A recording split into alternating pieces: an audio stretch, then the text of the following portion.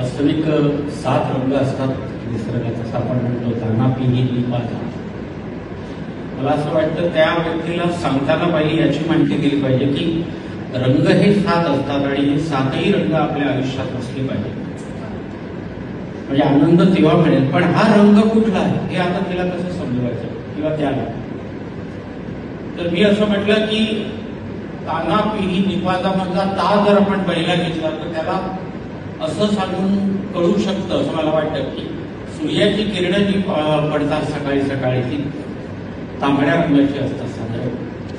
दुसरा त्यातला ना, नारिंगी नावाचं एक फळ असतं, आपल्याला कदाचित ऐकलं असेल आपण. तर त्या फळाचा रंग नारिंगी असतो, म्हणून मी तुला ना समजावू शकतो. त्याच्यानंतर तिसरा पी म्हणजे पिवळा. तिला सोपं सांगायचं असेल तर तिला सांगायचं की घरामध्ये आपल्या हळद असते जी आपण नेहमीच्या व्यवहारात वापरतो, त्या हळदीचा रंग पिवळा असतो. त्याच्यानंतर येतो चौथा ही म्हणजे हिरवा. निसर्गामध्ये जे जे गवत किंवा झाडं वृक्ष त्याची पानं असतात ती हिरव्या रंगाची असतात. अशा पद्धतीने मी हिरवा रंग समजावू शकेल. पाचवा तर आपल्या माथ्यावर असलेला आकार, त्याचा रंग कधी कधी निळा होतो, बहुतेकदा असतोच तो तो आकाशाचा रंग आहे, तो इथे आपण म्हणजे निळा वापरलाय. सहावा म्हणजे पांढरा. तर बगळा हा जो पक्षी आहे तो पांढऱ्या रंगाचा असतो असं मी सांगितलं.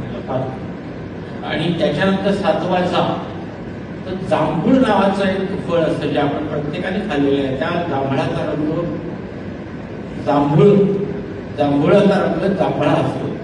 तर याप्रमाणे तिला मी समजवण्याचा प्रयत्न करेन. ताना पिही दीपाचा याच्यापेक्षा जास्त चांगल्या पद्धती पण असतील, पण माझ्या बुद्धिमत्तेप्रमाणे मी लिहिलेलं आहे आणि मी अशा पद्धतीनं सांगितलं. पण रंगांचं महत्व मात्र नक्की सांगितलं की हे रंग तुमच्या आयुष्यामध्ये काय कमाल करू शकतात आणि अशा पद्धतीनं संभव, म्हणजे नुसतं रंगांची ओळख करून घेणं नव्हे तर त्या रंगांचं आपल्या आयुष्यात काय महत्व आहे हे सांगणं जास्त महत्वाचं असं वाटतं.